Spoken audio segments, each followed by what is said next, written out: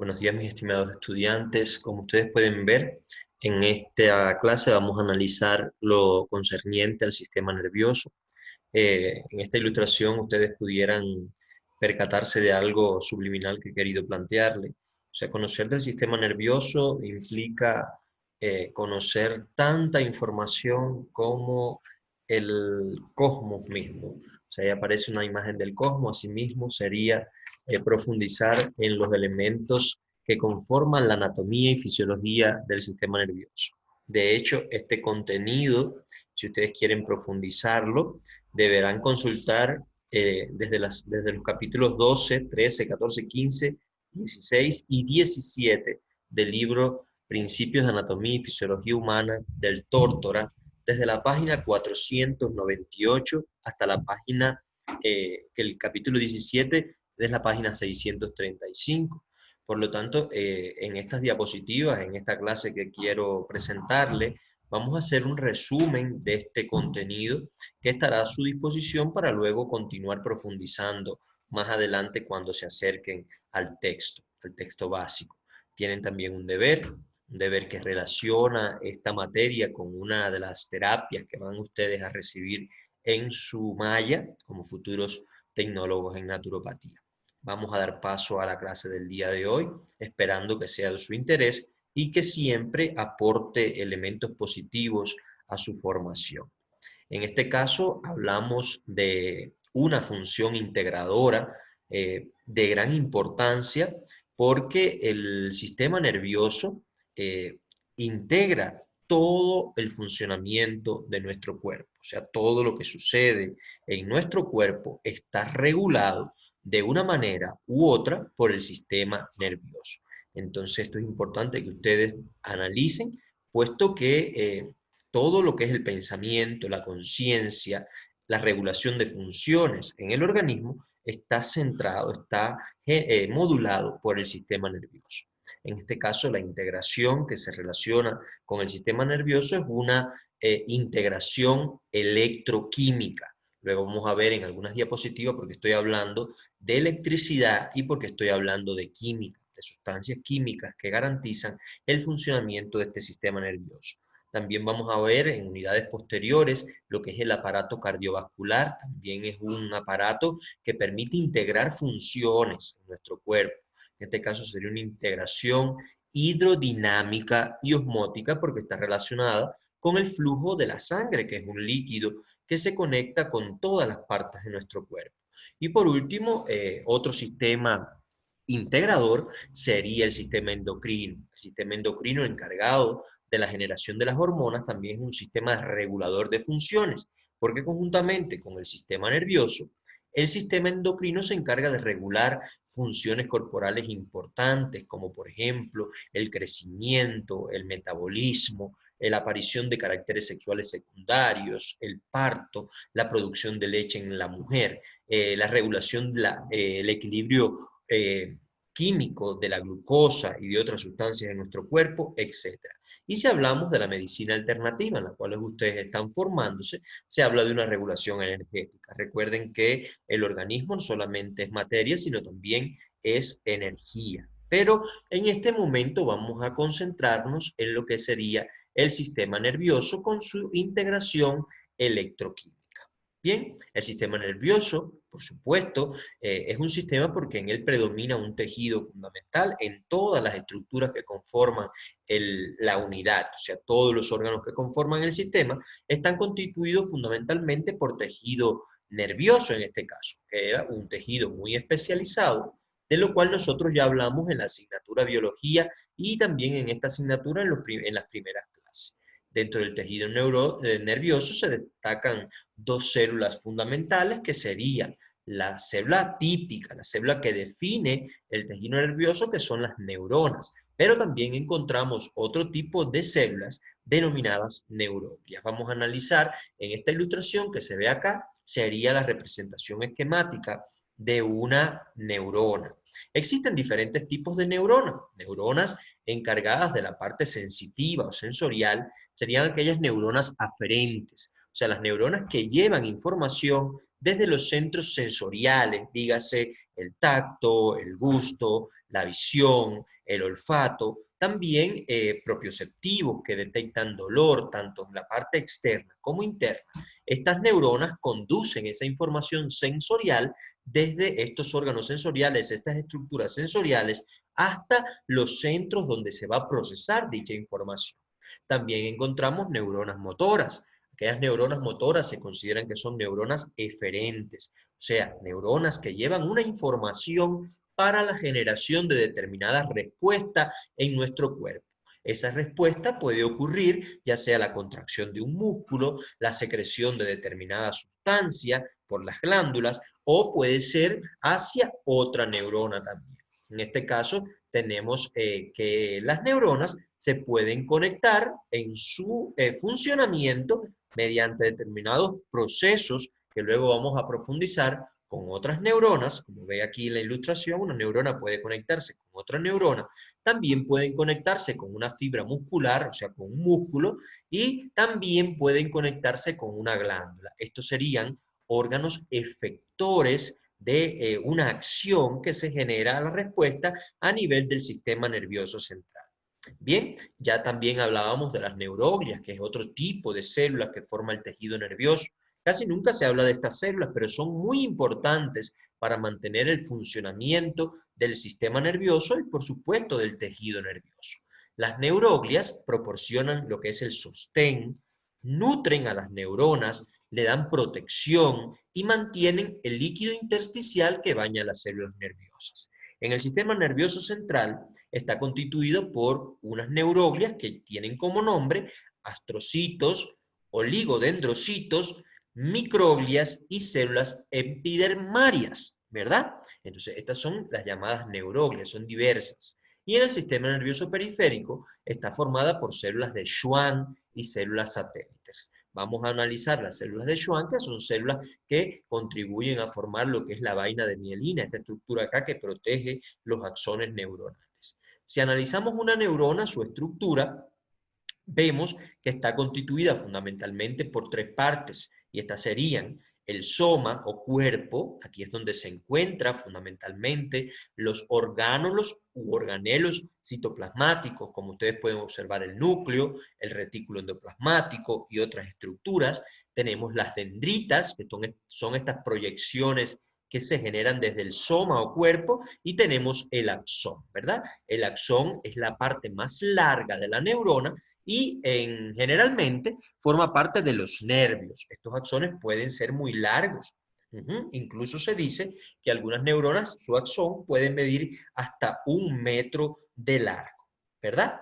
Entonces, la transmisión del impulso nervioso, o sea, la información que viaja desde un centro donde se recibe una información, puede ser un pinchazo en el dedo, por ejemplo, o cuando usted toca una superficie caliente. Esa información se recepta en los órganos sensoriales y se desplaza la información a través de las neuronas hasta llegar ¿a dónde? A los centros moduladores, quiere decir, al sistema nervioso central. Entonces, esa información viaja en forma de impulsos nerviosos. Por eso se dice que es una conducción electroquímica en el caso del axón. Luego vamos a ver por qué es electroquímica. Porque el impulso nervioso se genera por un cambio de potencial eléctrico que ocurre a ambos lados de la membrana citoplasmática de esta neurona, ¿verdad? Por la acción de entrada o salida de determinados iones que están en el líquido extracelular y también en el interior de la célula. Y también puede ser una integración química en el terminal del axón, porque recuerden que una neurona se junta con otra neurona, o sea, establecen determinadas relaciones, porque por ejemplo, desde el dedo gordo del pie hasta llegar al encéfalo, no existe una sola neurona, o sea, la información, usted se pincha el dedo gordo del pie y esa información tiene que viajar de una neurona a la siguiente hasta llegar al centro motor en la corteza cerebral. Entonces, una neurona se une con otra neurona y esa unión puede ser de dos tipos. En este caso puede ser eléctrica o puede ser una unión funcional química, porque sería un neurotransmisor el que lleva la información de una neurona a la siguiente. Este proceso de integración química entre una neurona y la siguiente se denomina sinapsis. ¿Verdad? Aquí vemos un poquito mayor la imagen que les presenté de la neurona y donde se pueden ver algunas de sus estructuras. Yo quiero que ustedes dediquen atención a esta imagen, observando principalmente lo que yo les decía. Esta parte de acá, la parte más gruesa, donde se encuentra el núcleo, sería el cuerpo o soma, soma con S, ¿verdad? Aquí tenemos unas prolongaciones que se denominan dendritas, dendritas. Esta parte más larga y delgada en forma de un tubo, se denomina el axón, ¿correcto? Y la parte terminal sería el terminal del axón. Quiero que dediquen un poquito de tiempo a observar este terminal del axón, porque acá, en este terminal del axón, se encuentran unas estructuras que se llaman botones sinápticos. Son unos engrosamientos en esta parte terminal de estos filamentos donde se encuentran lo que son las vesículas sinápticas y dentro de ellas se localizan los neurotransmisores. Estas estructuras amarillas que aparecen acá están formadas por las células de Schwann, ¿verdad?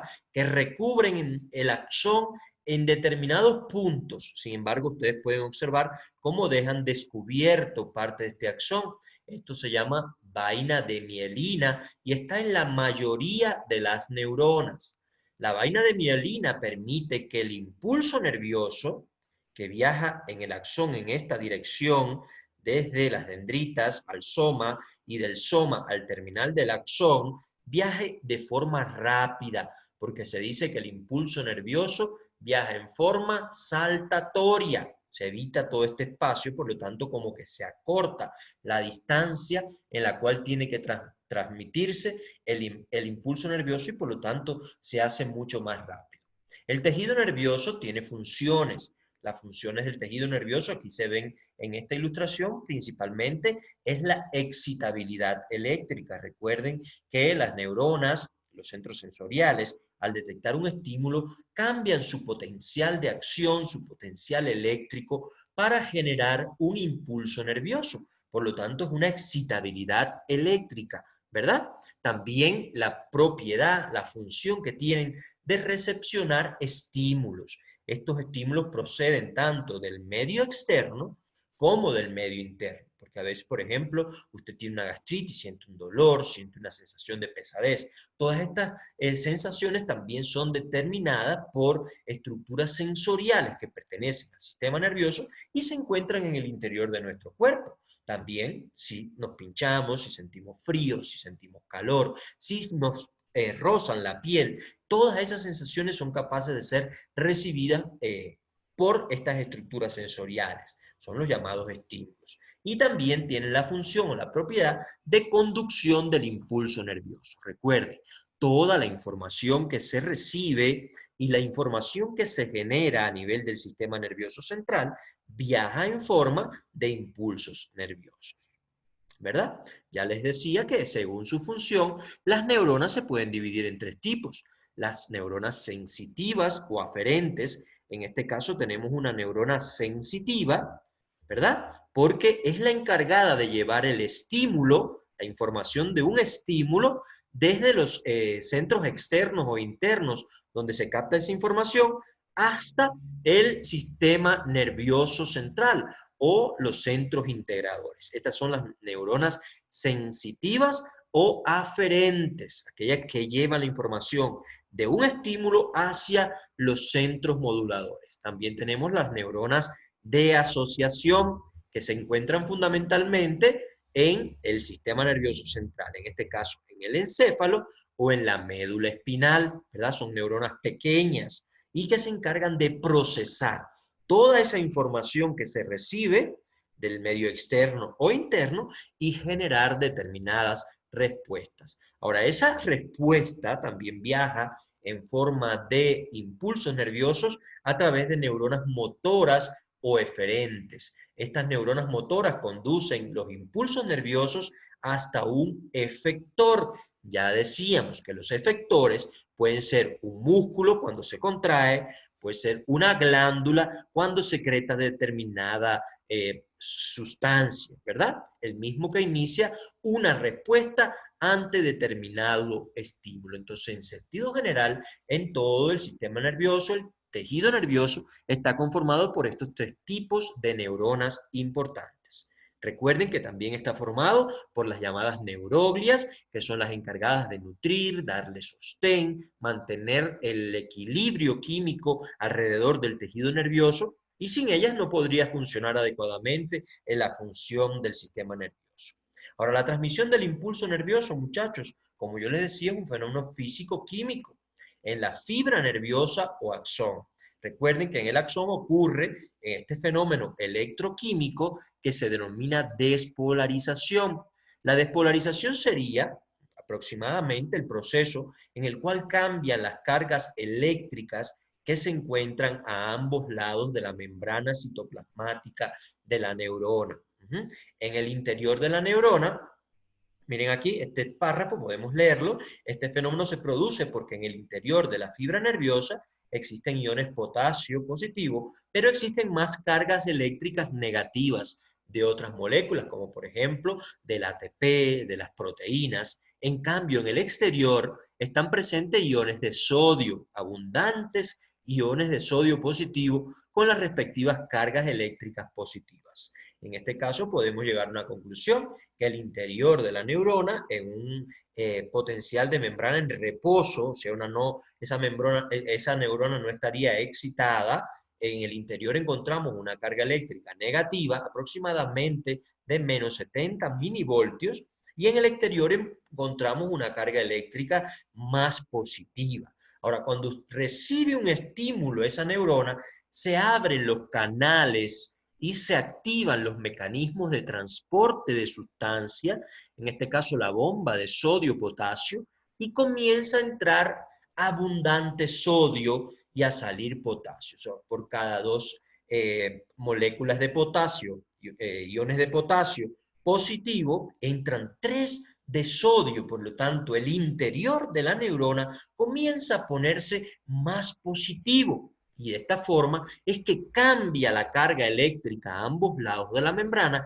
y se conduce la información en forma de un estímulo, en forma de un impulso nervioso. En esta ilustración podemos ver a grandes rasgos cómo sería el exterior este es el axón, imagínense que esto es el axón, la membrana citoplasmática en reposo, el exterior es positivo y el interior es negativo. Cuando ocurre el proceso de despolarización, porque ocurre un estímulo, se despolariza y comienzan a cambiar las cargas eléctricas. Se hace positivo en el interior y negativo el exterior. Y de esta forma se conduce, ¿verdad? Y luego atrás vuelve el proceso de repolarización. Y de esta forma se conduce a lo largo del axón lo que se llamaría impulso nervioso. Una vez que se desencadena el impulso nervioso, no se detiene, cumple con la ley del todo o nada, ¿verdad? Y siempre viaja en este sentido. Por eso se dice que el impulso nervioso tiene un movimiento centrípeto, desde la parte de dendritas hacia el soma, al axón y al terminal del axón, y de esta forma estimula una nueva neurona, siempre en esta dirección. Nunca lo van a encontrar en sentido contrario, ¿verdad? Ahora, ¿qué permite la estimulación de la otra neurona? Vean aquí, cuando el terminal del axón se pone en contacto con otra neurona, por supuesto, esta información tiene que seguir hacia adelante, ¿verdad? Tiene que seguir hacia adelante. ¿Cómo es que se excita la próxima neurona? Este proceso de que el impulso nervioso llega hasta el terminal del axón y excita o estimula la próxima neurona para que ese impulso nervioso continúe hacia adelante, se denomina sinapsis. La sinapsis no es más que la unión funcional entre una neurona y la siguiente neurona. Y digo que es una unión funcional, muchachos, porque como ustedes pueden ver aquí, no es una unión estructural. Las neuronas no están pegadas membrana celular con membrana celular. Existe un espacio o hendidura sináptica, como ustedes pueden observar, ¿verdad? Y lo que hace que se estimule la próxima neurona no es la propia carga, no es el propio impulso nervioso que llega hasta el botón sináptico, sino en este caso va a ser un neurotransmisor. Y eso es lo que se llama sinapsis. En la sinapsis, las vesículas sinápticas cargadas de neurotransmisores se desplazan hasta la membrana presináptica, ¿verdad? Se liberan los neurotransmisores al espacio o hendidura sináptica y esos neurotransmisores son los que abren los canales de sodio y potasio y activan los mecanismos de transporte en la otra neurona para que de esta forma se desencadene un nuevo impulso nervioso. Una vez que el impulso nervioso se desencadenó en la neurona siguiente, este neurotransmisor es limpiado de esa hendidura para que quede el espacio libre para recepcionar un nuevo impulso nervioso. En este caso hablamos de la acetilcolina y una proteína, en este caso una enzima, que es la encargada de limpiar el neurotransmisor, o sea, limpiar de acetilcolina el espacio sináptico, que esta enzima se denomina colinesterasa. De esa forma queda nuevamente limpio el espacio sináptico para esperar que llegue un nuevo impulso nervioso y continúe hacia la siguiente neurona. En síntesis, la sinapsis tiene una estructura, como ustedes pueden ver aquí, donde se aprecia lo que se llama el botón sináptico, con sus vesículas sinápticas y en su interior los neurotransmisores.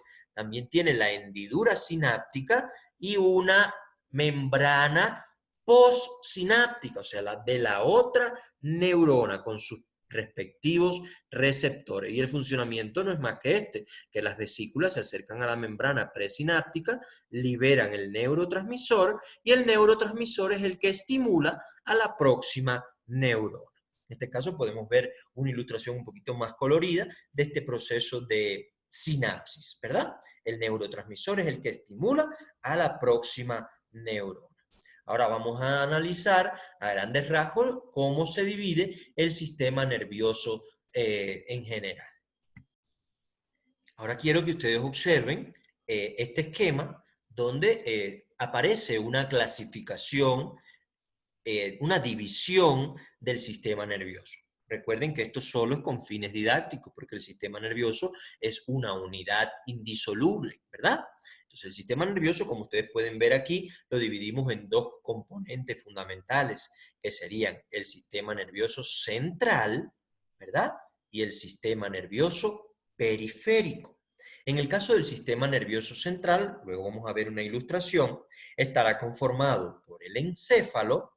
Recuerden que el encéfalo se encuentra dentro de la cavidad craneana, todo el encéfalo, ¿verdad? Y la médula espinal que se encuentra protegida por la columna vertebral.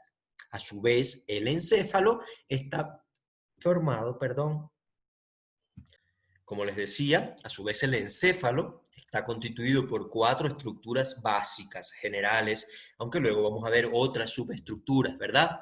Pero fundamentalmente el encéfalo está conformado por lo que se denomina cerebro. El cerebro forma lo que también se conoce como corteza cerebral. Tenemos el diencéfalo, que es la parte más interna del encéfalo. Tenemos también el llamado tronco encefálico, que une lo que es el encéfalo con la médula espinal, y por último el cerebelo. Esta sería la estructura del sistema nervioso central: encéfalo, formado por cerebro, diencéfalo, tronco encefálico y cerebelo, y la médula espinal, ¿verdad? Ahora bien, el sistema nervioso periférico, a su vez, está constituido por todos los nervios, ganglios que forman parte del sistema nervioso y que se proyectan a partir del sistema nervioso central. Se divide en 3 componentes fundamentales, que sería el sistema nervioso somático, es aquel que está encargado, vamos a ver otra diapositiva, de llevar los estímulos de todas las partes del cuerpo hacia el sistema nervioso central, y está integrado fundamentalmente por los nervios craneales y los nervios espinales. Tenemos el sistema nervioso autónomo, que a su vez hay una clasificación por la actividad que realiza el sistema nervioso autónomo simpático y parasimpático. Vean acá. Y el sistema nervioso entérico. Ya se está hablando de un sistema nervioso parecido a un sistema nervioso autónomo, pero que se relaciona con el aparato digestivo. Se dice que hay un cerebro en el aparato digestivo. Ahora, el sistema nervioso central está protegido por estructuras. Recuerden que es un centro importante de desarrollo de todas las funciones de nuestro organismo, al regular todas las funciones que nosotros desarrollamos, funciones vitales como funciones no vitales. Por lo tanto, la naturaleza ha tenido que garantizar que ese sistema nervioso central esté muy protegido, y en este caso van a encontrar protecciones desde la estructura ósea que ya les mencioné, porque el sistema nervioso central está protegido por la cavidad craneal, por los huesos del cráneo y por los huesos de la columna vertebral. También está protegido por las meninges, que son unas membranas conjuntivas que recubren el sistema nervioso central. También dentro de este tipo de protecciones vamos a analizar lo que es el líquido cefalorraquídeo, que también rodea todo el sistema nervioso central para protegerlo, para nutrirlo, para mantener su equilibrio hidrostático y en cuanto a nutrientes y otras estructuras que luego vamos a analizar. Mientras tanto, el sistema nervioso periférico, que son todos esos nervios que irradian hacia todas las partes de nuestro organismo, no tienen este tipo de protecciones que tiene el sistema nervioso central, ¿verdad? Por lo tanto, es muy proclive a padecer, por ejemplo, las llamadas neuritis, a afectarse de alguna manera por sustancias químicas, por determinados virus, etc.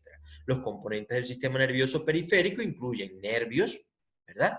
Ganglios, plexos entéricos en el caso del aparato digestivo y los receptores sensoriales del tacto, del gusto, de la vista, del oído, del olfato, etc.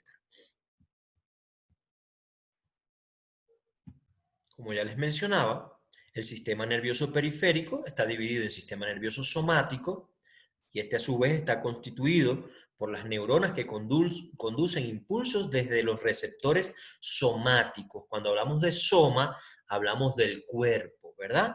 Cuando hablamos de soma, decimos cuerpo. Y los receptores para los sentidos especiales hacia el sistema nervioso central.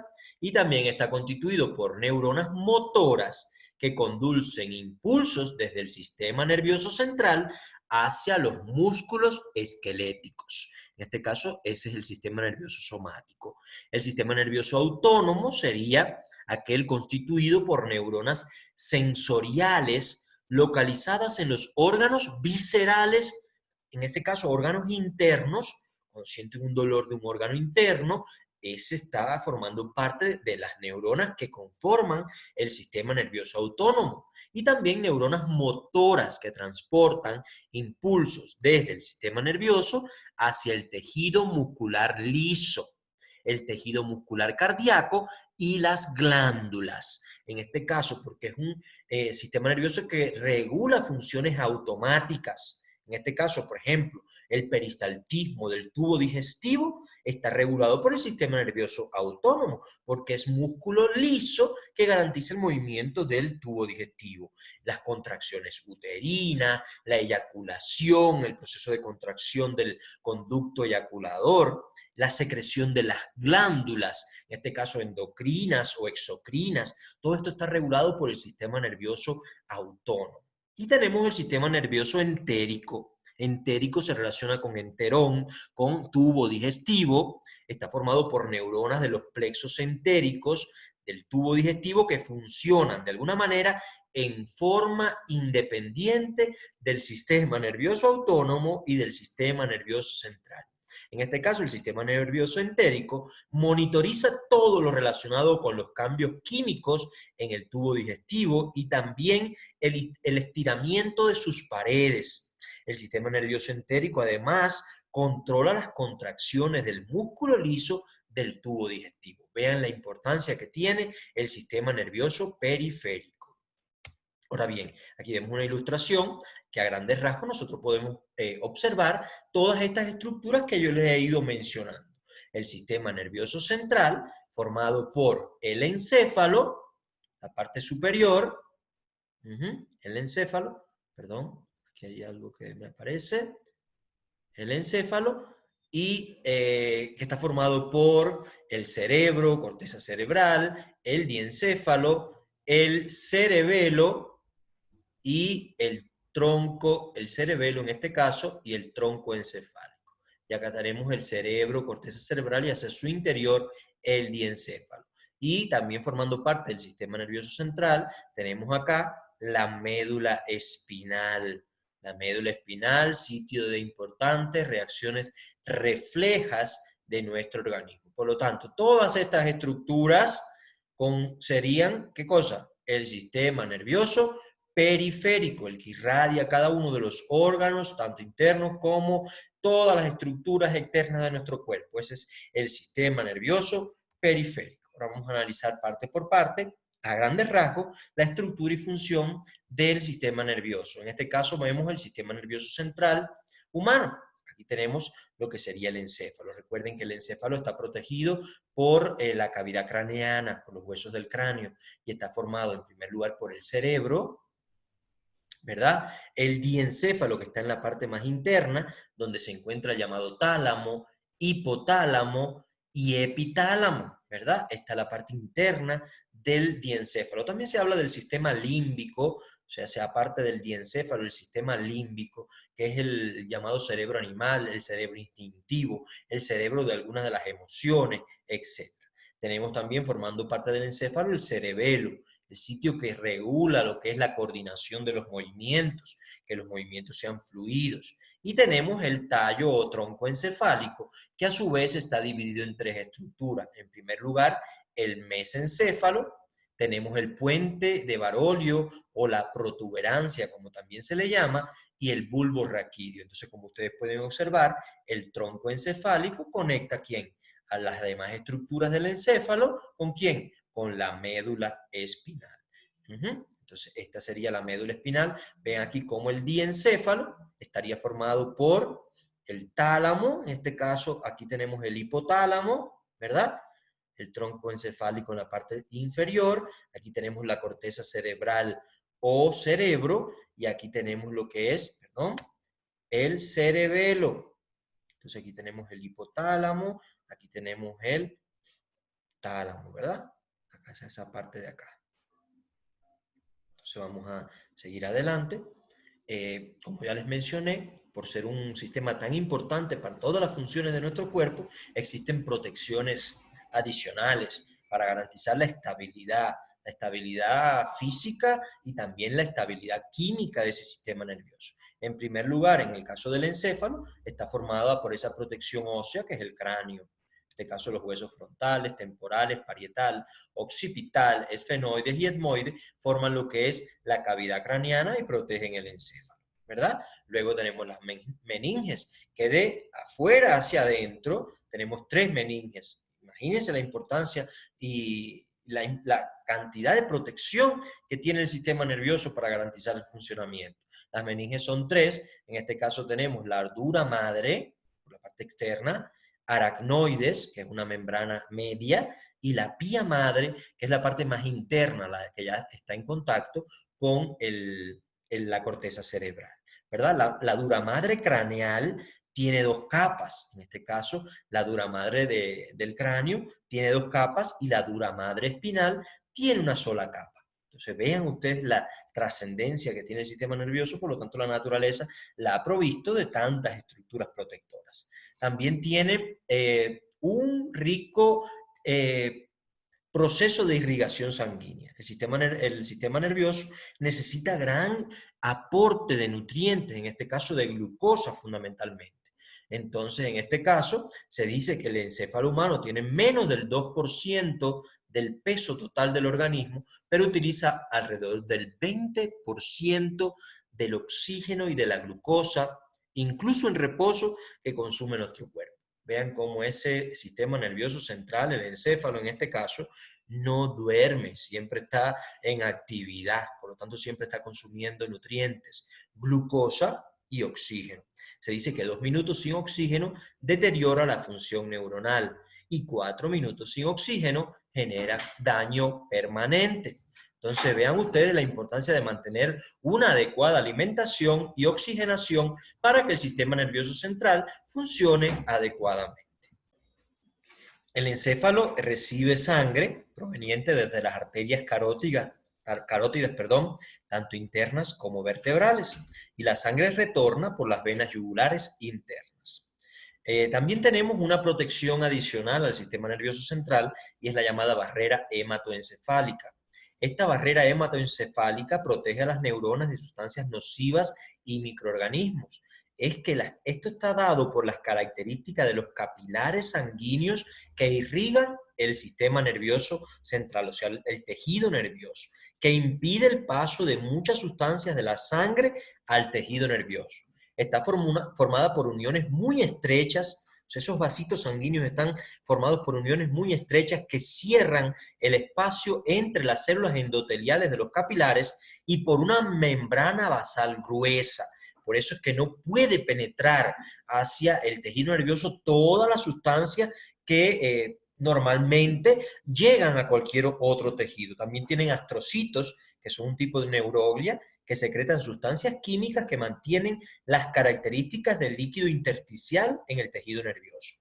Penetran fácilmente el agua y la glucosa, pero en este caso deben atravesar por transporte activo. Vean que el agua en cualquier otra parte del cuerpo atraviesa esos vasos sanguíneos por ósmosis, es un tipo de transporte pasivo, pero aquí lo tiene que hacer por transporte activo, igual que la glucosa.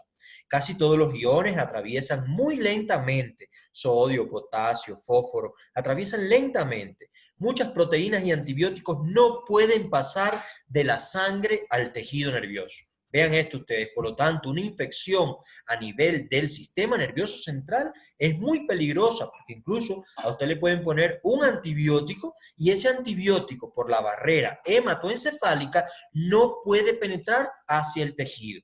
También sustancias liposolubles como el oxígeno, el dióxido de carbono, el alcohol, mayor parte de anestésicos sí atraviesan fácilmente. Por eso cuando usted ingiere bebidas alcohólicas, pasado unos minutitos, enseguida ya siente el efecto en el sistema nervioso. Ese mareo, esa situación que se crea ante las bebidas alcohólicas. Por lo tanto, le estoy recomendando que deben disminuir el consumo de bebidas alcohólicas que también afectan las neuronas y pueden ocasionar su muerte.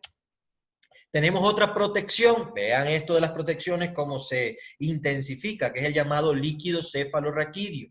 Todo el sistema nervioso central está imbuido, o sea, como si estuviese flotando dentro de ese líquido cefalorraquídeo. Es un líquido claro e incoloro que protege el encéfalo y a la médula espinal de daños físicos y químicos. Por lo tanto, si usted tiene una contusión, el encéfalo y la médula espinal están dentro de ese líquido y le permite como una protección mecánica. También ese líquido transporta oxígeno y glucosa desde la sangre hasta las neuronas y neuroglias. También circula continuamente a través de las cavidades del encéfalo y la médula espinal. Cuando hay un problema de circulación del líquido cefalorraquídeo, se puede generar lo que se conoce como las personas hidrocefálicas. El encéfalo tiene 4 cavidades llenas de líquidos, lo pueden observar acá, de líquido cefalorraquídeo, que se denomina ventrículos, y tiene funciones de protección mecánica contra movimientos, golpes y sostén del sistema nervioso, porque se flota en ese líquido. Por eso no es adecuado, como hacen jugar con los niños, zarandearlos, lanzarlos hacia arriba, golpearlos, no, porque esto puede dañarlo de alguna manera el sistema nervioso central. También el líquido cefalorraquídeo es una protección química, es muy estable químicamente y permite la circulación desde el encéfalo, médula espinal, por lo tanto, permite el intercambio de nutrientes y la expulsión de productos de desechos. Ahora vamos a analizar otras estructuras del sistema nervioso central, que es el tronco encefálico. El tronco encefálico es la ruta de comunicación entre el cerebro anterior, la médula espinal y, por supuesto, los nervios periféricos. Aquí en esta parte que está en la base, o sea, en la parte de la base del cráneo, recuerden la parte posterior de la cabeza, es muy sensible. Este tronco encefálico tiene un sistema reticular, una formación reticular con unas neuronas muy importantes porque regula, porque controlan procesos vitales de nuestro cuerpo. En este caso, controla la respiración, o sea, los procesos de inspiración y expiración, controla la digestión de los alimentos, la circulación sanguínea, el ritmo cardíaco, aspectos primarios de la localización del sonido, controla los músculos involuntarios, los que funcionan automáticamente. Se pueden ver, ustedes se pueden percatar de que un golpe en esta parte de la base del cráneo es muy peligroso incluso para la vida, porque como ven ahí, controla procesos vitales. Imagínense el ritmo cardíaco, la respiración, ¿verdad? Los músculos involuntarios. Entonces todo esto está relacionado con esos sistemas reticulares, esas neuronas que forman el tronco encefálico. También se dice que el tronco encefálico controla la tos, el estornudo, el hipo, la reacción del vómito, la succión en el bebé, el proceso de la deglución. Y vuelvo a destacar, importante estructura del sistema nervioso central, ¿verdad? La formación reticular ejerce dos efectos contrarios sobre la actividad motora, controlando además el estado de vigilia y del sueño. Vean acá, o sea, cómo permite mantener ese estado de vigilia y de sueño. Que usted, por ejemplo, se acuesta a dormir y llega un momento en el cual despierta. No se va a pasar como la bella durmiente toda la vida durmiendo, ¿verdad? Se activa y por lo tanto vuelve usted a la actividad cotidiana. El sistema reticular es el centro de funciones límite entre la vida consciente y la vida vegetativa.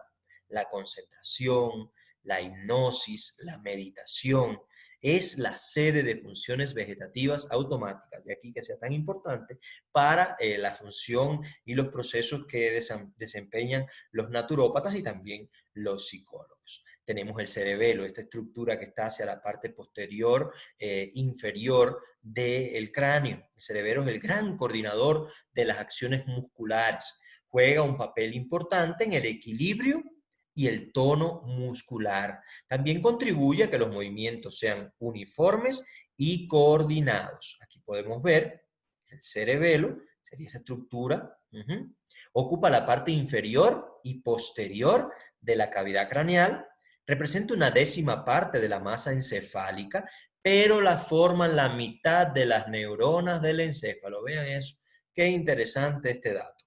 Se encuentra por detrás del bulbo raquídeo, y el puente o protuberancia, o sea, detrás del bulbo raquídeo y del puente o protuberancia. Y se asemeja a una mariposa, vean, con un corte transversal, esto es en la realidad, esto es esquematizado, parece como si fuese una mariposa, ¿ves? Con un vermis, como una mariposa y las alas. Tiene un vermis, que es la parte central y angosta, y posee dos hemisferios cerebelosos, como si fuesen las alas. Cada hemisferio está formado por lóbulos también. Ese es el cerebelo.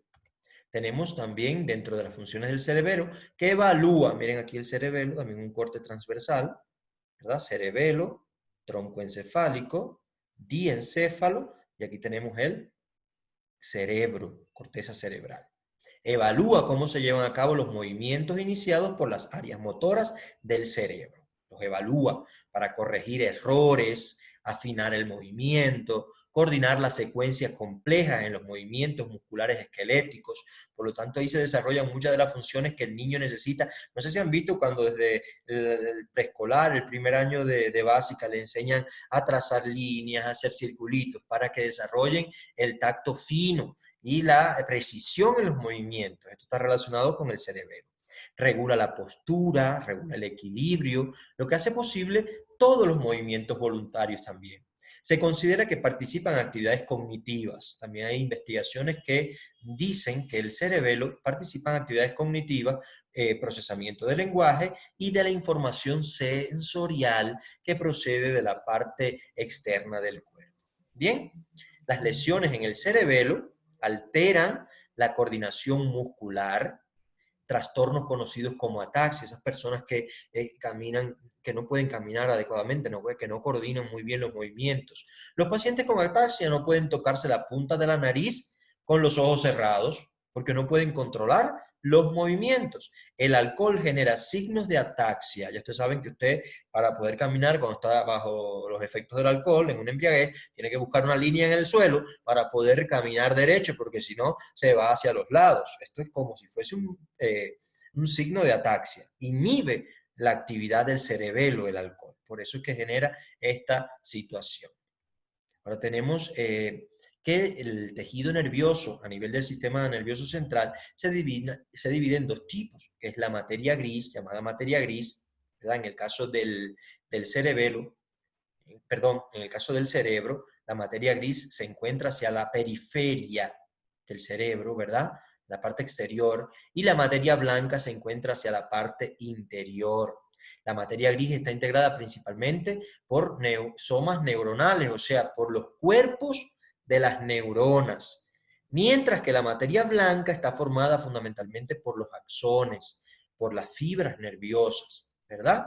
Entonces esto es algo importante que ustedes deben conocer. En el caso del encéfalo, la materia gris está hacia la periferia y la materia blanca hacia el interior, pero en la médula espinal es lo contrario. La materia gris está hacia el centro de la médula y la materia blanca hacia la periferia, ¿verdad? En el caso del cerebro se divide en dos hemisferios, donde se pueden observar hemisferio izquierdo y hemisferio derecho, ¿verdad?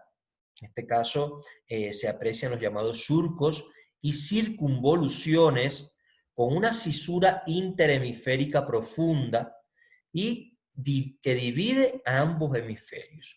Ambos hemisferios trabajan independientemente. Claro, están unidos por el llamado cuerpo calloso, pero también hay lo que se llama lateralidad hemisférica. Las funciones de la parte derecha del cuerpo es controlada por el hemisferio izquierdo, ¿verdad? Mientras que todas las funciones que realiza la parte izquierda de nuestro cuerpo es controlada por el hemisferio derecho.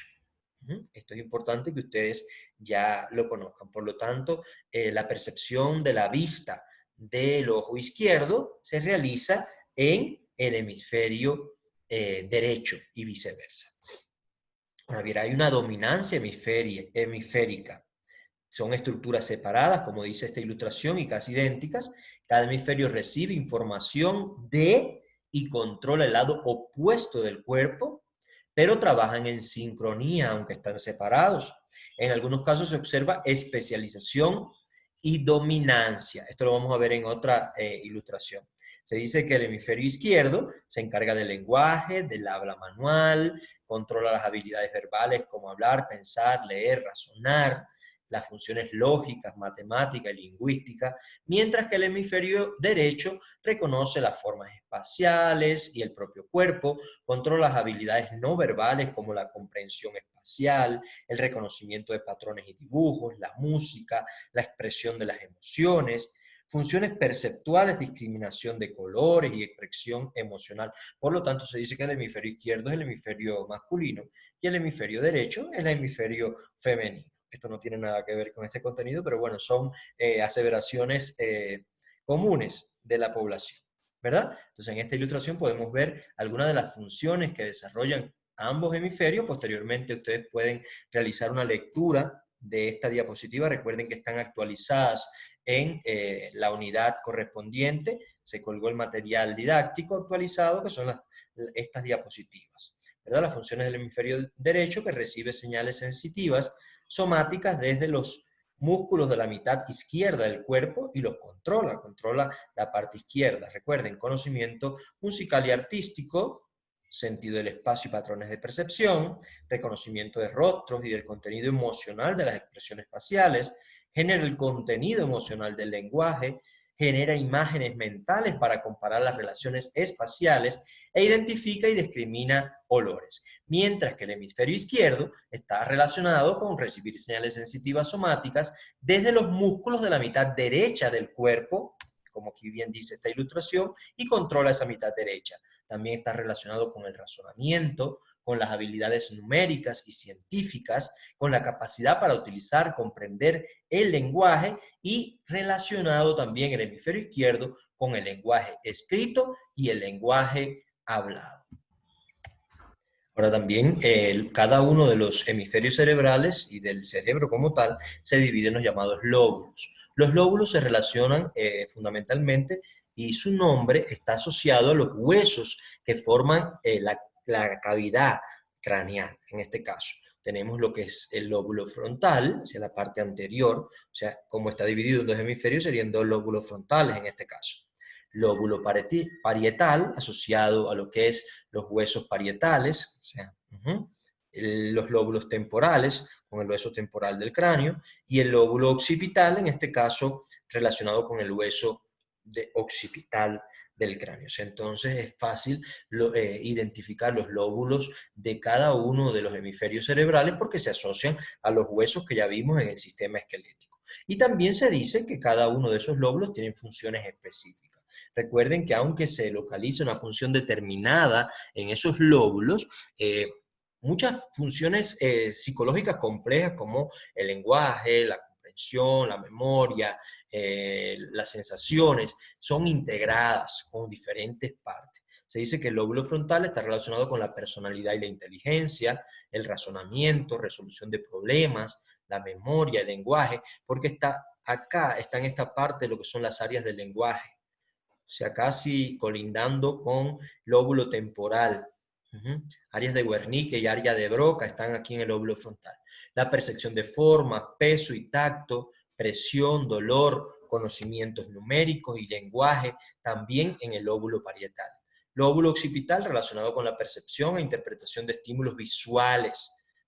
El área visual está hacia la parte del lóbulo occipital, la parte posterior del cerebro. Procesamiento también de información auditiva, olfativa, equilibrio, coordinación, memoria y reconocimiento de caras se asocia con el lóbulo temporal.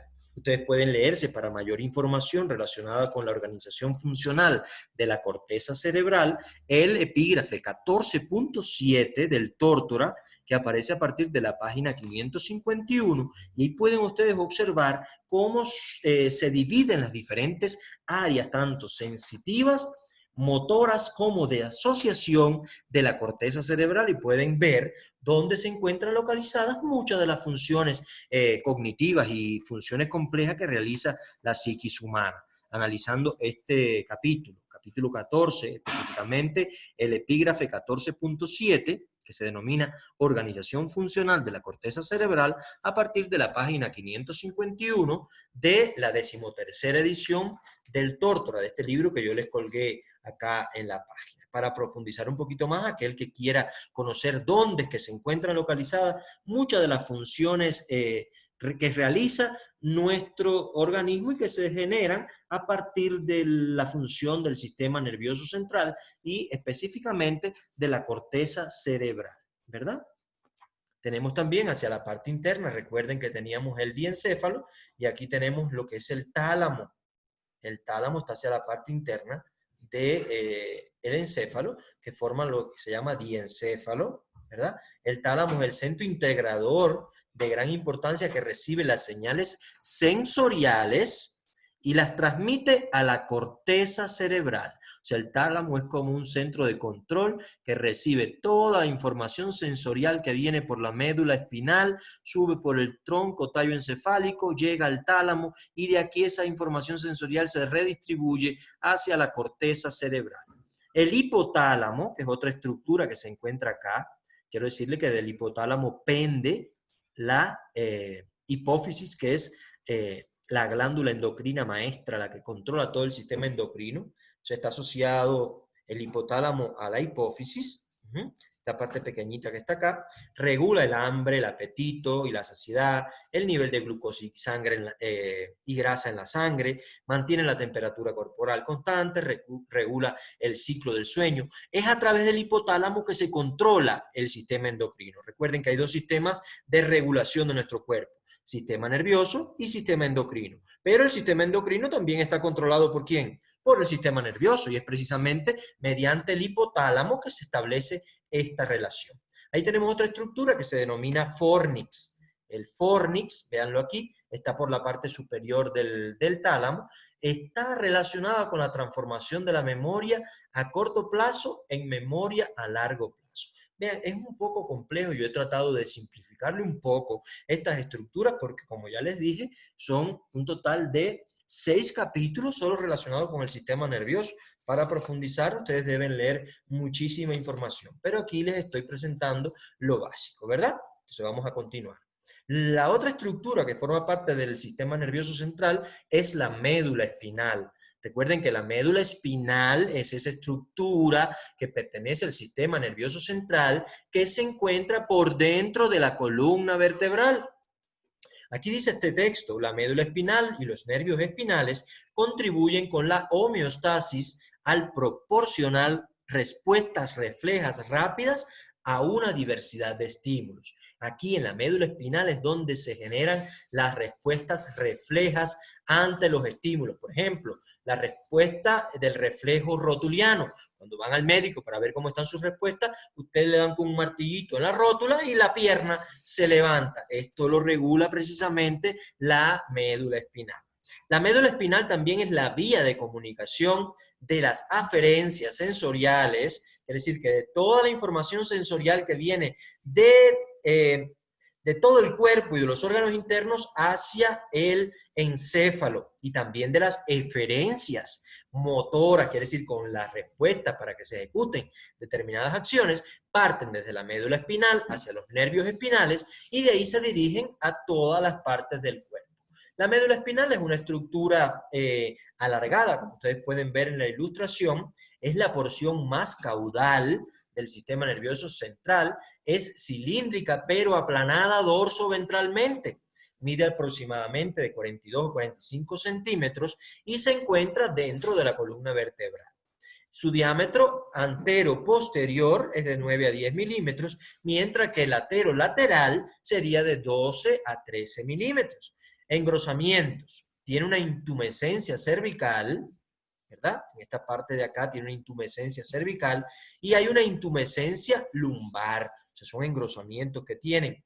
Los límites. Por la parte superior limita con la vértebra C1, o sea, la cervical número 1, y en la parte más inferior sería con los discos intervertebrales entre las lumbares 1 y 2.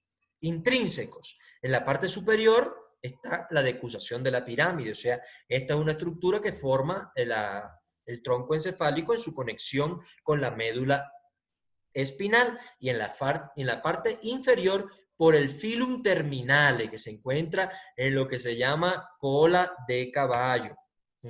Como ya les decía, la médula espinal también tiene ese tipo de tejido nervioso gris y sustancia blanca. En el caso de la médula espinal, la sustancia gris se encuentra hacia el interior de la médula y la sustancia blanca hacia la periferia. En este caso, a partir de ella, inervan 31 pares de nervios espinales que están formados por una rama, en este caso, rama dorsal y una rama anterior o ventral. Estas se unen en lo que sería el nervio espinal como tal, ¿verdad? Aquí lo ven. Y luego estos nervios van bifurcándose para llegar a todas las partes de nuestro cuerpo. Por eso la importancia de conocer los nervios espinales, porque la quiropraxia trata de abordar esta temática. A veces uno tiene una patología, una afección en determinado órgano, determinada parte de nuestro cuerpo, y puede ser que esté relacionada con una compresión de uno de estos nervios espinales. Recuerden que los nervios se proyectan a través de las vértebras. Y entonces puede haber una compresión determinada de un nervio y estos nervios irradian un órgano, una estructura determinada y este órgano o estructura se puede estar viendo afectado. Entonces hay funciones importantes que realiza la médula espinal. Entre ellos tenemos la siguiente. La médula espinal transporta información sensorial entre los nervios espinales y el encéfalo. Recuerden que la información sensorial está siendo recepcionada desde la piel, de los órganos sensoriales, desde la parte interna del cuerpo, y viajan por todos esos nervios hacia la médula espinal. Por lo tanto, la médula espinal la conecta con el encéfalo. También controla las reacciones automáticas o reflejas de nuestro cuerpo y transmite a través de los nervios espinales impulsos nerviosos a los músculos, a los vasos sanguíneos y a las glándulas. Recuerden que cuando hace frío, ¿qué ocurre en nuestros vasos sanguíneos periféricos? Hay una vasoconstricción para que la sangre se dirija hacia el interior del cuerpo y se mantenga la temperatura corporal. Sin embargo, cuando hay una temperatura alta, usted ve que la piel se le pone roja, o sea, ruborizado, ¿verdad? Eso es que hay una vasodilatación y la sangre circula hacia la periferia para poder perder temperatura. Todo esto lo controla lo que es la médula espinal. Ahora bien, el sistema nervioso periférico es el otro componente del sistema nervioso que ya hemos visto. Está formado por nervios y neuronas que residen o se extienden fuera del sistema nervioso central. Recuerden que el sistema nervioso periférico no está protegido, ¿verdad?, por huesos o por otras estructuras como la barrera hematoencefálica, como meninges. Por lo tanto, estos nervios del sistema nervioso periférico están expuestos a toxinas y daños mecánicos. Las funciones del sistema nervioso periférico es conectar al sistema nervioso central, a los miembros y órganos, coordinar, regular e integrar nuestros órganos internos por medio de respuestas involuntarias. O sea, por eso se divide en dos tipos: sistema nervioso periférico somático, que ya hemos adelantado algo con relación a los nervios espinales, y también los nervios craneales, que son 12 pares. Y el sistema nervioso autónomo neurovegetativo, que se divide en sistema nervioso simpático y parasimpático. Aquí tenemos una ilustración donde aparecen los 12 pares de nervios craneales. Todos estos nervios tienen funciones específicas y se relacionan con estructuras determinadas de nuestro cuerpo. Por lo tanto, yo les recomiendo que en un tiempo extra ustedes vayan a la literatura que les he dado como texto básico y hagan un pequeño resumen de cuál es la función de cada uno de estos 12 pares de nervios craneales. Esto se lo voy a dejar de tarea, no se los voy a evaluar, pero sí les estoy sugiriendo que es necesario porque lo pueden retomar en otras materias subsiguientes. Por lo tanto, por favor, lleguen hasta el Tórtora y busquen esta información.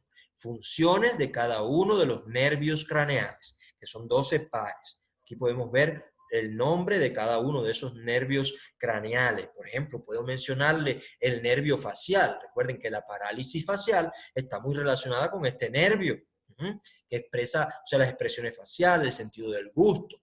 Por lo tanto, cuando se afecta el nervio, ocurre una parálisis facial, entre otros. Y tenemos los 31 pares de nervios espinales. También les estoy orientando un trabajo individual con relación a los nervios espinales porque no nos vamos a detener en particularizar en cada uno de ellos. Pero recuerden que esto es importante para cuando reciban las asignaturas de quiropraxia.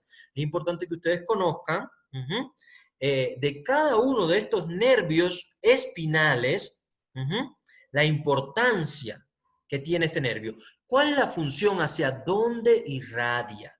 ¿Verdad?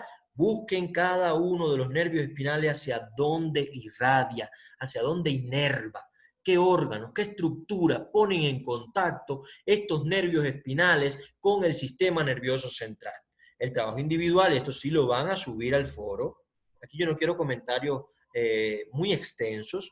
Ustedes van a realizar la lectura del capítulo 13 del Tórtora, la edición 13ª, la que yo les colgué aquí en la plataforma, referente a dermatomas. El que tenga otra edición, busca, por supuesto, en el índice este contenido. En el caso de la 13ª, aparece en la página 512, y van a escribir en el foro sus opiniones respecto a la importancia de este tema, o sea, del tema de los nervios espinales, como naturópata, ¿verdad? Ustedes van a buscar qué importancia tiene este conocimiento de los dermatomas para ustedes como naturópatas y van a escribir su comentario de un párrafo que no exceda los 5 líneas, párrafo pequeño, ¿verdad? Pero preciso, conciso, con la información en el foro que está habilitado hasta el día 21, ¿verdad? Ahí, ese si quiero que lo pongan ahí, va a ser evaluativo. Por lo tanto, todos deben escribir su opinión. Y esa opinión, claro, todos van a tener una buena calificación, pero el que no opine no tendrá su punto en esa actividad. Ahora, los nervios espinales no vamos a profundizar porque eso ustedes van a hacer el estudio posteriormente. Recuerden que son 31 pares, mientras que los nervios craneales tenemos 12 pares de nervios craneales. Ahora, el sistema autónomo neurovegetativo también está relacionado con lo que se llama sistema simpático y sistema nervioso autónomo parasimpático. El sistema nervioso simpático es un sistema estimulante, o sea, cuando usted se estimula, produce mayor frecuencia de latido cardíaco, se aparece una taquicardia, la respiración se hace más profunda, los movimientos intestinales se intensifican, etc. Eso está asociado al sistema nervioso autónomo simpático. Véanlo aquí, sistema nervioso autónomo simpático es la alerta, la vigilia, ¿verdad? Una sequedad, mayor flujo sanguíneo, contracción de esfínteres, taquicardia. Mientras que el sistema nervioso autónomo parasimpático es el sistema que produce relajación, disminuye la frecuencia cardíaca y respiratoria y relaja la musculatura intestinal. En el caso del ojo, para cuando estudien iridología, el simpático, sistema nervioso simpático, permite la dilatación de la pupila, porque se contrae y se dilata la pupila. Se contrae el iris y se dilata la pupila, mientras que el parasimpático relaja el iris, por lo tanto contrae la pupila. En el estrés hay predominancia del sistema nervioso autónomo simpático, porque es activo, porque te tiene en un estado de ansiedad, de respiración profunda, y en el reposo y el relax toma el control el sistema nervioso autónomo parasimpático. Son funciones antagónicas sobre cada uno de los órganos y esto lo ejerce este sistema. Es importante aquí, como ustedes pueden ver, el sistema nervioso parasimpático, más o menos la función que realiza en cada uno de simpático y parasimpático. Recuerden que está relacionado con el sistema nervioso periférico, ¿verdad?